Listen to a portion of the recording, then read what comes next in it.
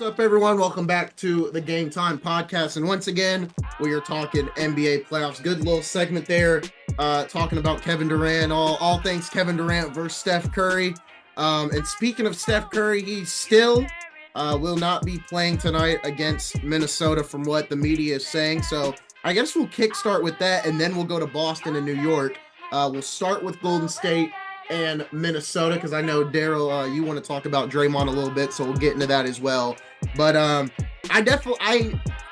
this series has been tough for me. So obviously with the injury, it kind of ruined my pick because I did have Golden State winning. I had them winning in 6, but now I'm going to say Minnesota in 5 is kind of where I'm going. I'm going to change that pick. But if Steph comes back, I think it may be too late. So if he comes back, I'll see if I change my pick. But I will say, from an analyst perspective, I think Golden State wins, but as a fan, I am rooting for Minnesota. There's no bad blood for me that they knocked off my Lakers in the playoffs because I am an Ant Edwards fan. I like Ant Edwards' style. I love the way he plays. I love the way that he's gone after KD and the way he went after LeBron these last 2 playoffs. I love to see stuff like that. I just love his confidence. So for me, I love seeing Ant dominate the game and the way he's playing, and he's risen up. I think, and I said it, I think last week on the show, Game 7 against Denver last year, he was pretty quiet until they basically won the game.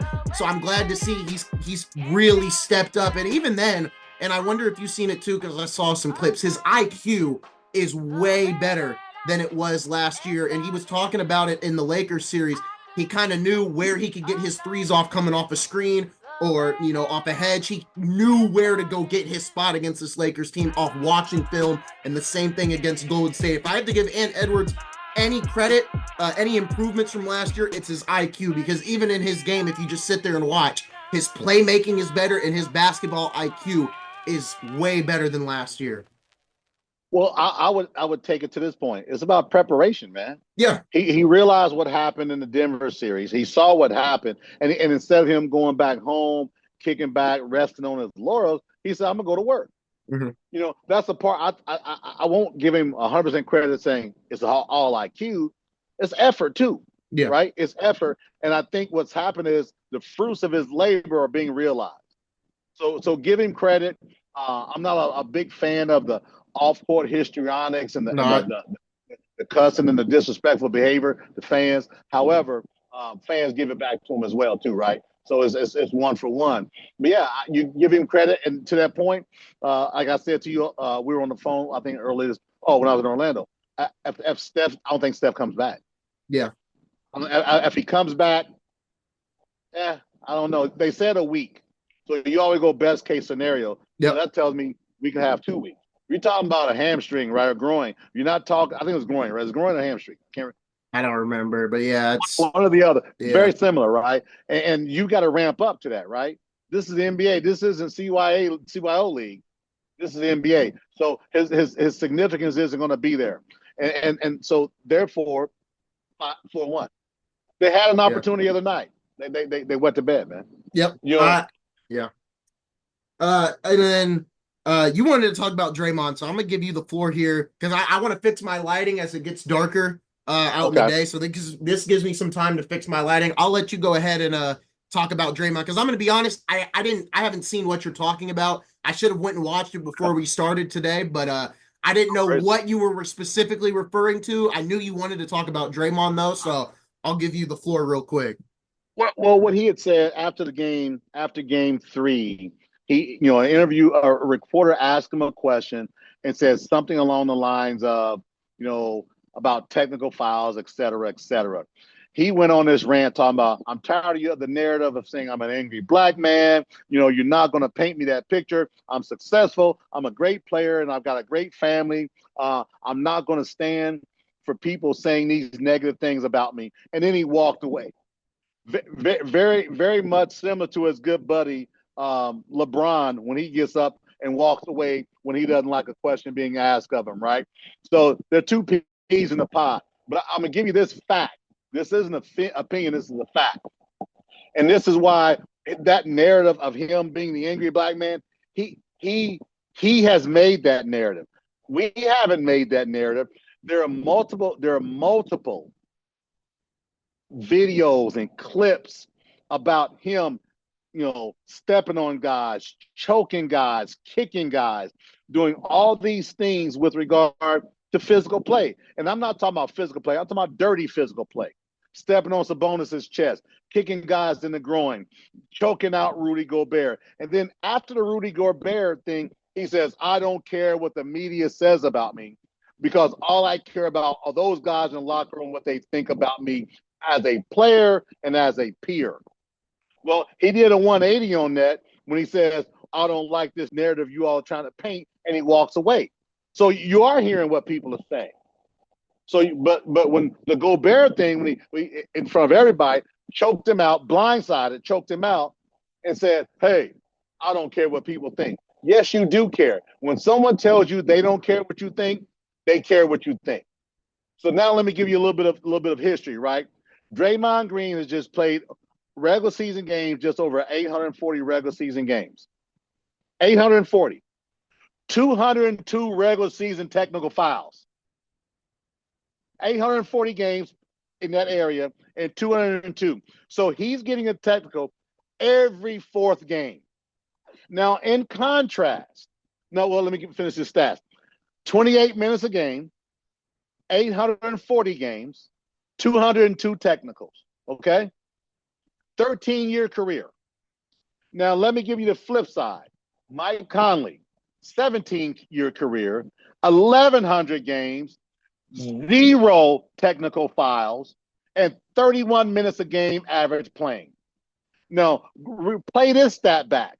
Those are 4 stats I just gave you. 2 black men. One is a class quality guy, family man, respectful man, great friend to people he played with in Lawrence North High School here in Indianapolis. Never once has said an outlandish negative statement about a player or a peer or punched a teammate. So you contrast Mike Conley and Draymond Green. The difference is Mike Conley played with some really bad teams in Memphis. Then he got jettisoned to Utah for 3 years, and now he's in Minnesota. Hopefully has an opportunity to get to Western Conference Finals, right? So when you talk about, angry black man, Draymond Green is the epitome of an angry black man. He is. So stop with this fake narrative. Oh, that's not me. It's absolutely you, and your coach has allowed it.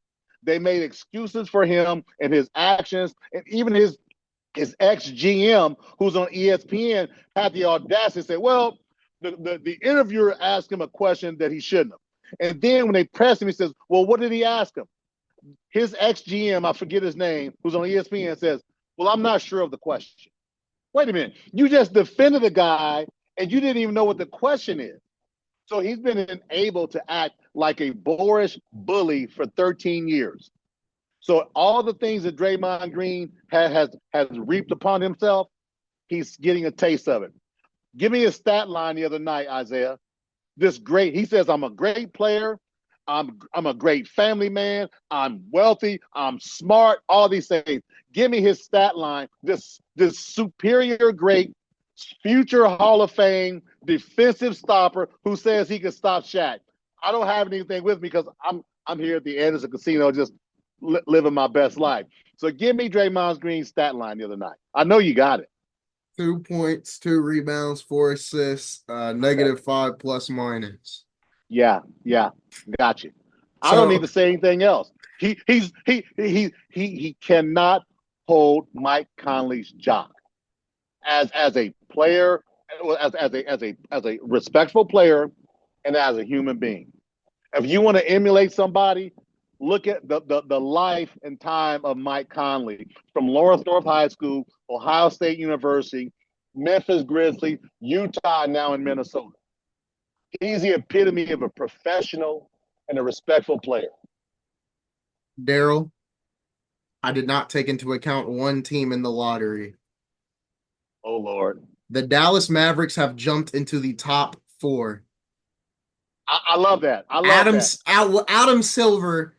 I love it. Utah did not get into the top 4. But guess what? I was right about 2 teams. Can you guess who the 2 teams were? Chicago, Charlotte. Charlotte's in. Philadelphia's in and San Antonio's in. I told you about Philly. I don't think We'll, Dallas we'll wins. keep going. We'll keep seeing. We'll see. I Hey, don't don't think don't that. jinx us. Don't jinx us. Don't jinx us. Just keep me up there because I don't have anything in front of me. What money did Nico Harrison? What did Nico Harrison tell Adam Silver? What? Man, no, that's. Hey, listen, don't do it now. Hey, let's talk No. I agree. 1983 Patrick Ewing to the Knicks. I don't want to hear about these ping pong balls. I don't No. care. So I'm a wrestling fan and I love to joke with my stepdad and I'm like, man, the script writers they're doing a great job this We year. talked about I that. know, We talked about that, right? So I mean, I so when we get to that segment, I'm gonna be Yeah, like, man, Adam yeah, Silver, he saw the ratings were yeah. down. He Hey, really he's got the making pen it out. happen. Hey, he's making it. Hey, they call it pencil whooping. They call it pencil whipping back in the day. But to that point, man, we talk about these guys and how they're playing, and I definitely want to get back to the lottery. But yes, I'm very emphatic about this Draymond thing, right? Yep. You talk about great first ballot Hall of Famer. He's a winner, but all that comes with it. You can't have one without the other. If I had to choose a career to have, and I understand he's got 4 rings and Mike Conley has none. Mike Conley played with a couple of good teams in Memphis, but for the most part, bad teams. Then he went to Utah for 3 years. Now he's in Minnesota. Rings mean to him and say, oh, it's all about rings. For me, it's not. I would take Mike Conley's career. You can have your rings, but this guy's going to go off as a distinguished, respectable player who the whole league wants to emulate. No one's going to want to emulate what Draymond Green does. And what was his stat line again? Can you tell me again? Because I didn't hear you the first time you said it. Can you say it a little bit louder for those people who say the first ballot Hall of Famer and the league is out to get him? Can you give me his stat line one more time? 2 points, 2 rebounds, 4 assists, 2 steals though. Oh, and one technical foul. He had half the technical fouls. He had steals. We do have a winner. Uh-oh. You got to do a drum roll? You got to do a drum roll? All right, hold on. The Dallas Mavericks have gotten the #1 pick in the NBA draft. I love it because I'm a Kyrie fan, right? I'm a big like Kyrie fan. I love it. Here's why I love it. One is I like Kyrie, right? All the crap he's taken. The other piece is I like what Nico Harrison has dealt with over this last 4 months. He's been taking bullets by the Dallas fans. They're faithful. Pushed to resign, pushed to get him fired, all those things. I love it. Didn't we talk about Cooper Flag potentially alongside Anthony Davis, I think maybe about a month ago? Maybe. So I like it. I'm not a Dallas fan. I like Kyrie. I like the underdog guy. What Nico Harrison has gone through, I like that. I like a guy who's I like it's time to put on our thinking caps. Did Adam Silver meet with Nico Harrison and say we need the ratings to go up? Can you trade Luka to the Lakers and we'll give you the #1 pick this year? No, I'm joking. In all honesty, hey, listen, you never know. You never know. No, I agree. I agree. Because I believe they rigged it for Ewing. Like I'm a firm believer that there's rigging in sports. Like I'm not but in my opinion, too much money involved. If anything, I feel bad for the teams that are tanking. The one team I don't feel bad for is Utah, but I will explain Utah in the next segment. I do feel bad for Washington. I do feel bad for Brooklyn because those are teams that they could have used this pick. A team like for Dallas, San Antonio, and that's 3 big markets. I like that. I like it. I do honestly. I mean, none of the teams in the lottery I'm fans of anyway. But from a perspective of all the teams, I like the fact it was Dallas. I really do. I like it. I don't know how to feel. I don't know. Part of me really hoped Chicago would have jumped, but that's just me. Like that's just kind of me. Kind of want to see. I like the Bulls. I like the Bulls. I've always liked the Bulls. So that was just a personal thing. I like that. I mean, again, I didn't have a dog in the fight, and it's not like I'm gonna say, oh my gosh, I'm going to get a Dallas jersey.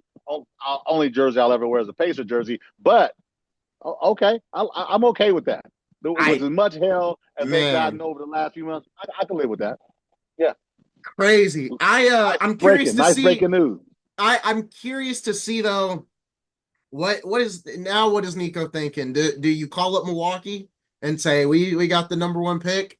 Do you want to give us Giannis and we'll give you some? I'm just curious because that was the talk today on Get Up. Whoever gets this number one pick, But it's they got to could be more also than be in that. play.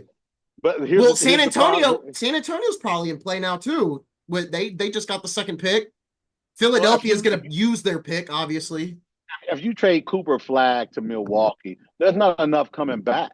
I mean, I'm sorry, the other way. You got Giannis going to Dallas, but Cooper Flag going to Milwaukee. What else is coming with him? It's not AD. It's not Curry. You got to restart. I mean, there's nothing much you can do. You got to restart. Maybe yeah. there's not much you can do. We'll go back to the playoffs. I think the wraparound segment will basically be the wraparound and the draft because now my wraparound segment will be about the lottery. I'm good with it. I'm good with it. Let's roll. Let's keep rolling. Speaking of a team that was going to be in the lottery, the Thunder had a chance to get in the lottery, but Philly's pick went higher than I think number 6. So Philly got to keep their pick. So we'll just go to Philly. That's a good little. We'll just go to Oklahoma City. That's a good segue. And then we'll go to the both matchups on the West. Denver and Oklahoma City. So I said if the Thunder lose this series, I said there may need to be a conversation had about the Thunder. And I think honestly there needs to be a conversation had about both number 1 seeds. The Cavs, at this point, you could probably give them a little bit of the benefit of the doubt due to the injuries in the first 2 games. Obviously, they're losing, right? I'm not taking away anything from Indiana. I'm saying I think a lot of people are saying, okay, the Cavs have been in the playoffs 3 years in a row and they have not seen success. Are you going to believe in them next year? Oklahoma City has been the number 1 seed for 2 years straight. If they lose to Denver, are people really going to believe in them next year like they did this year, right? Because I think it's kind of like the Buffalo Bills the last couple of years in the NFL. I think they were my favorite to win it for 2 years, and then I'm just kind of like, you know what? No, I don't believe in them anymore, and I didn't believe them in this year in the AFC title game. The Thunder knotted this series up, and credit to Shea, he said at the press conference, he said everyone loves to laugh when they're up. And what did he do? He went out, it was a rough game on both sides in the first half, but Shea got it done. The Thunder got it done. And this is a tough series. They're playing that championship DNA that we talked about in the last episode. And the championship DNA is working out, like you said, Daryl. I give you a lot of credit for that. I still have Oklahoma City winning. Now, I think I said 6 or 7, but I will say 7 at this point. I think it's going to go 7 games. But I'm not going to be shocked if Denver wins. I'm really curious to see what happens. Call, man.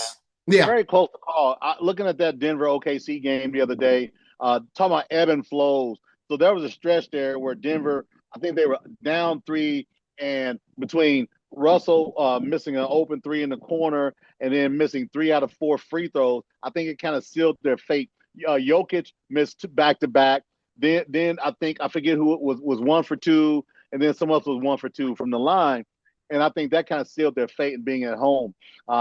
It's such a close matchup because with Jokic going against the front court players for Oklahoma City, they got guys that are just throwing at him, right? And Barkley, I give Barkley credit. He said, man, it looks like jokers, they're wearing him down because throwing many, many, many guys that even fouling them, kind of give him a little bit of extra. And depending on how he recovers for this next game, his last 3 games have been subpar for his take. Not subpar games, but for his take. So I think they've got to come out ready to roll. If OKC gets up, double digits in that first quarter or so, I wouldn't be surprised if it's a landslide in that game.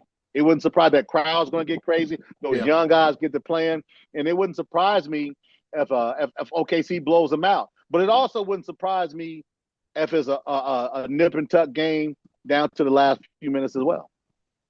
Yeah, I'm pretty set that OKC is going to win, and I think they have to win. I mean, for them, I think it really is NBA Finals or bust. Like you got to get over this hump at some point, and I think that's why I'm also I said it.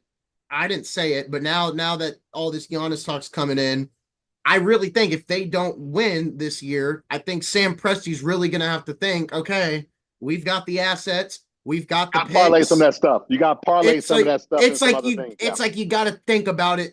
You got to think about it at some point, right? Because Chet Holmgren's been fine. He hasn't been great, right? He's just been good. He's been good.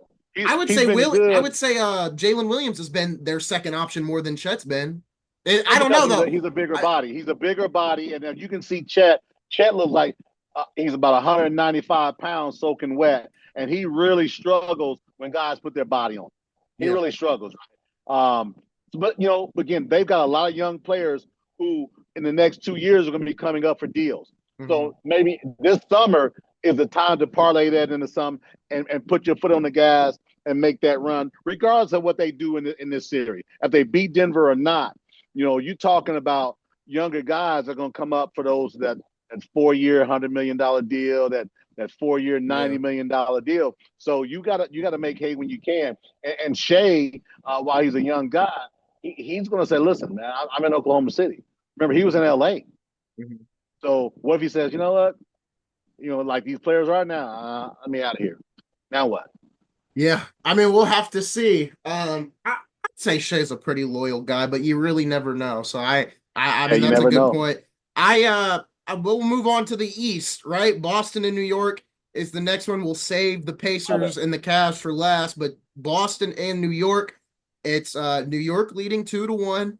They got Well, both games out of TD Garden. I don't think anyone expected that. Now the Celtics look to do the impossible and get two out of Madison Square Garden. If you thought getting two out of TD Garden was hard, imagine trying to win two in Madison Square Garden. I'm curious to see how this goes between Boston and New York.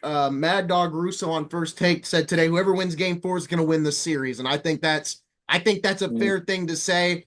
Now, do well, he's I don't 50-50. So I mean, I I don't don't think he's going see out on a limb. I don't see Boston winning three straight. They're gonna have to win in seven. I don't see them winning three straight. If they do, that's them being champions, right? That championship DNA.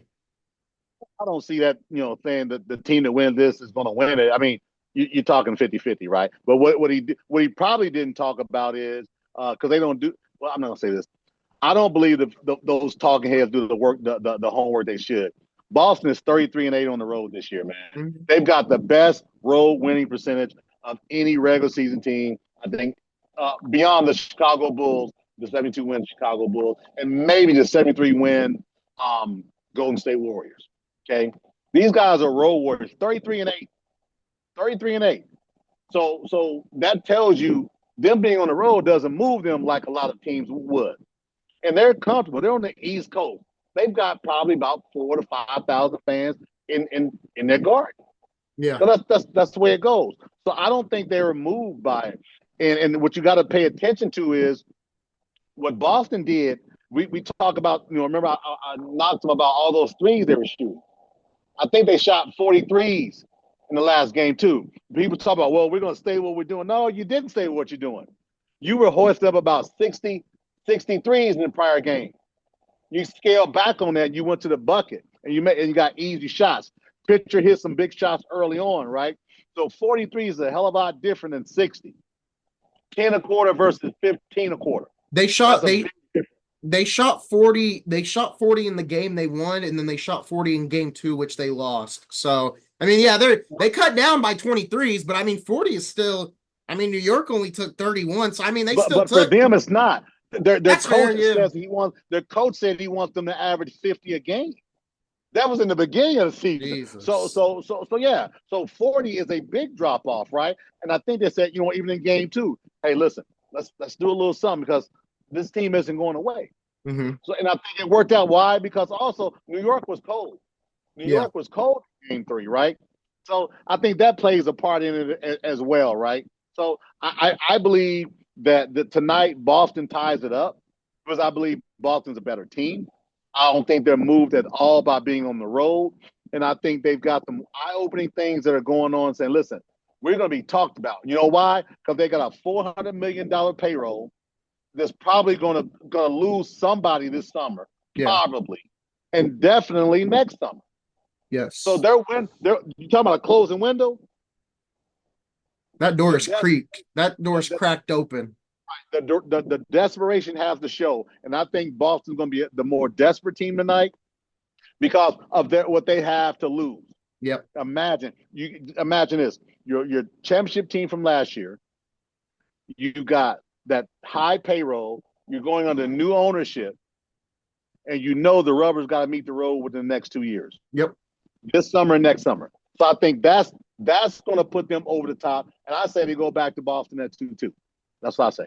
Yeah, I'm pretty confident Boston wins tonight as well. When you look at Boston, I think the person that they get rid of this offseason, I think it'll be Porzingis. He's just kind of he's injury prone. He's iffy some nights. Some nights he's got it. Some I agree he's their dark horse, but I think Holiday brings them too much. Like he does really well defensively for this team. He steps up in big moments here and there. Yeah. I think you can't move off of Holiday. I'd be shocked if they went Holiday over Porzingis.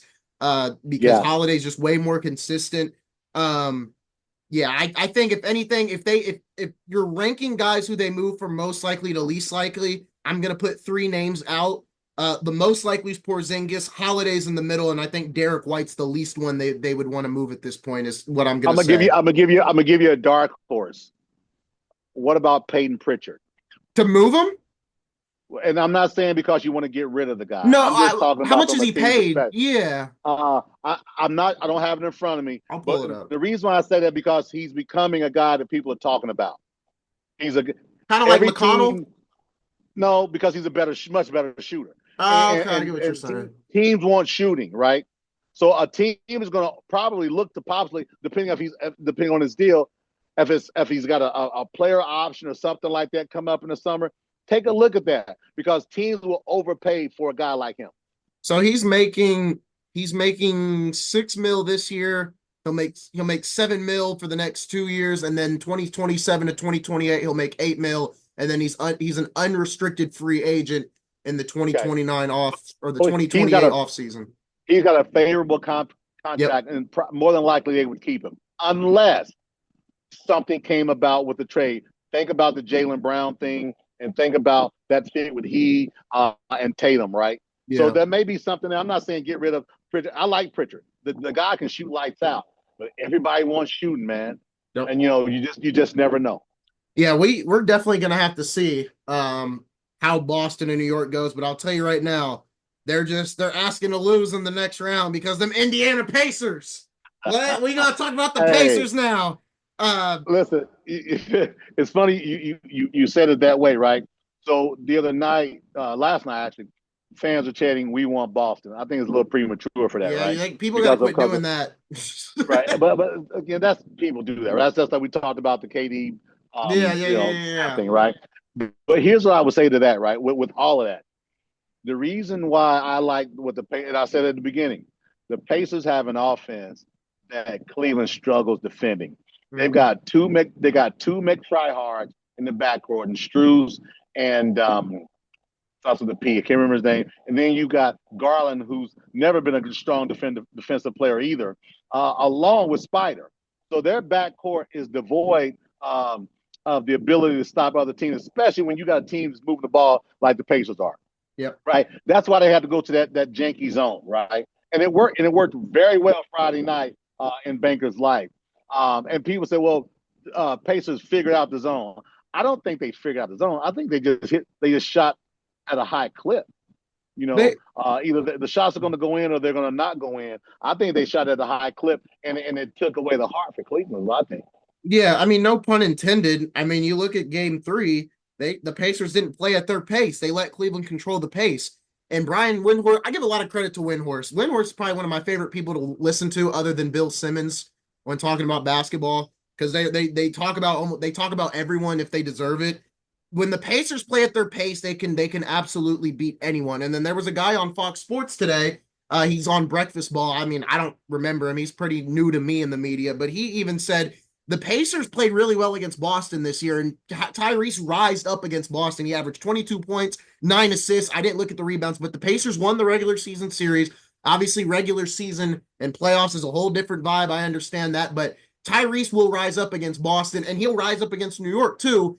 This Pacers team, when they play at their pace, and I agree with Windhorst, they can beat anyone. And I think that's what happened last night. The 2-3 zone definitely bothered them. There's no question about that in Game 3. But they also let Cleveland control the place and determine how they play. But I also said it on Friday night to my stepdad, Daryl. I said, I think this team had to figure out how this Cleveland team was going to play with their actual starting lineup.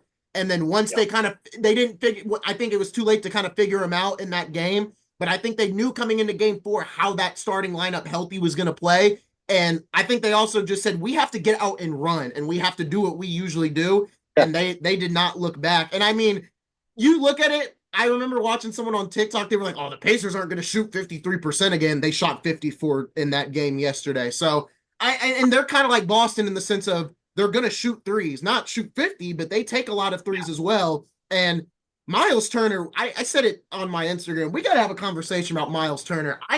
It's hard to rank positions nowadays, but if we're talking about centers, Miles Turner maybe in the 7th spot, maybe the 8th spot at this point. I mean, I would say he's a top 10 front court player.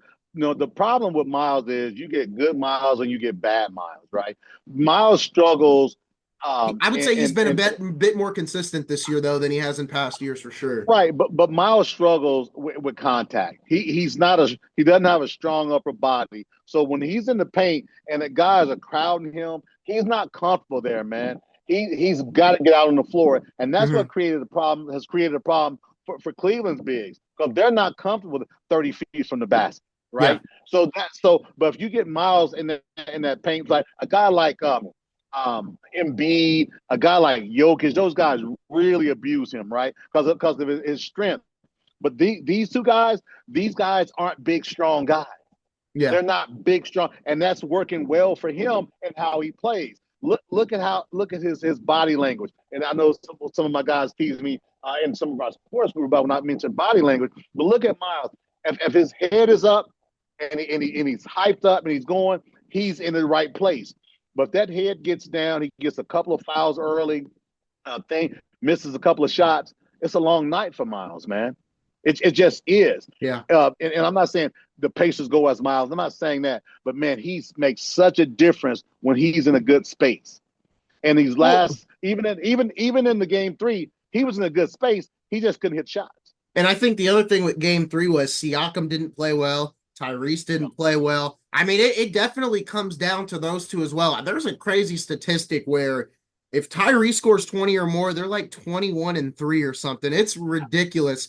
And even Siakam, I think Siakam's probably the most underrated player in the league just because when Siakam gets to his spot, he just works. I mean, it's just like, there's nothing else I can really say. It's slippery. Just like he's slippery. Isn't he slippery? He's not a big guy. He's about 215 pounds, but he's slippery and he's wiry, right? And he's got so many angles in getting to the basket, right? So you like that in the guy. And I remember when we got him in the trade, I was thinking a KD type of guy. But he doesn't have the range KD has, and he doesn't have the offensive prowess. But around that paint, man, in that mid-range spot, he's clutch, man. He gets that ball at the elbow, that maybe does a couple dribble moves or backs you down, then he just goes to work. I love what Siakam does for this team because it just opens up the offense. If we need a bucket and nobody else is open, you can just give it to Siakam, ISO, let him work. And that's the tough thing with regard to playing that zone. He doesn't have to go out there and spot up and shoot threes. You get him on either elbow or at the free throw line, and he can make a good pass, or he can put the ball and down on the floor, and then he'll make that spin move, right? Or he'll see an open guy in the corner and making things happen. So I think from that perspective, this is a bad matchup for Cleveland because their backcourt is porous. Pay attention to how their defensive backcourt hand fights, how they're playing hand fighting against Neesmith, Nembhard, and also Tyrese. They keep smacking at their hands. You know why? Because they're trying to get them off their spots, right? Get them off their game. If the Pacers come into Cleveland tomorrow night into the mistake by the lake and play Pacer basketball and not falling into that Ben Mathurin crap that they did last night, the Pacers win this game. I'm not saying going away, but the Pacers win the game because they've got more offensive talent and they're a better defensive team because they don't have to go gimmicky, right? And they're long. So I don't see Cleveland winning this game unless there's a heroic Herculean effort from somebody, right? Other than Donovan Mitchell, because if he's hobbling, you got Garland that's hobbling. Yeah. Who are you going to get it from? I Could it think for happen? Yeah, it could happen. But man, that's gonna be a tough call, man. I think for Cleveland, I said it. I said it earlier when we were talking about OKC. I think there's going to be a serious conversation of how believable is Cleveland now, because you can take Yeah. away, you can say the injuries or whatever you want, but this team's been in the playoffs for 3 straight years. You had the best record in the league. I mean, and I think it goes back to what you were saying here. Like when we were talking about KD, and it's like a team thing. This is definitely one of the scenarios where I'd say it's not Donovan Mitchell's fault. The man had 40 points. And I think, and somebody made a good point about this Pacers team. They just gas you out. Like, look at Mitchell hurt his leg warming up for the second half. But Windhorst said it today. I'm giving a lot of credit to Windhorst today, but I was just watching some clips while I was at work. And he said Mitchell's kind of there's something that was nagging with him before the series started and even in the Miami series. And I think through the high minutes he has played, it just continued to ramp up. And it just kind of happened in that warm up before the second half. Well, I'm gonna tell you this. I would have thought the same thing from a high minutes, but in game 2, he played 36 minutes, same amount of minutes Tyrese did. Here's the difference: the way those minutes are being played. He is asked to do so much and carry so much of the load that 36 minutes were more like 45 minutes, right? Yeah. And that's a part of that difference. Tyrese's 36 minutes is a smooth. You got Nembhard bringing the ball up. You got Nembhard guarding the tougher guy on the other end. You're switching. You're doing high screen. You're getting to the basket. It's a different level of 36 minutes. Look at that. Look at game 2. Both of them played 36 minutes. And at the end of the game, there's no way you would have said they both played 36 minutes. Looking at how Spider played versus right. So that's another piece of that puzzle too. And you said, well, this isn't Mitchell's fault. Man, he takes a lot of shots, man. Early in the shot clock. What I said to a buddy of mine, I said, why are they not getting the ball to their big guys to see what they can do against Miles and Pascal? I think this goes back to what me and Darren said last year in the summer when we were doing our podcast. Is Mobley is not the best offensive player. He's made an improvement, but neither Mobley and Allen offensively are. It's not like Siakam where you can give the ball to him and say, "Hey, go to work." We don't know where else to go. Mobley can't. You gotta give him a shot. I agree, but I'm not saying give him the ball and say go, because they're not those guys, right? Yeah, but I'm talking about fade lobs. I'm talking about getting to the fade, those type of things, right? Around the rim, because again. After think about this, after Miles, our defensive front court is a little porous. Yeah, you got Brian to come in, give us a lot of extra effort and all things like that. But other than that, now you got 6'7", 6'8" guys. Give it a shot. I would say pound it, and see what you can do, and get it out for those open shots. Because Strus is ready to shoot. Strus has a quick release. The other kid has a quick release, but I just don't know that they have the 64-win DNA that you thought they had at the end of the season, end of the regular season, right? Pacers is a bad matchup. Like I said, Darren called it, man. He says, man, I'm hoping we can get the 4th seed and they can stay as the 1 seed because we can beat Milwaukee. And he says, I absolutely think they can beat Cleveland. He says, I can think they can hold their own against Cleveland and maybe take them a 7.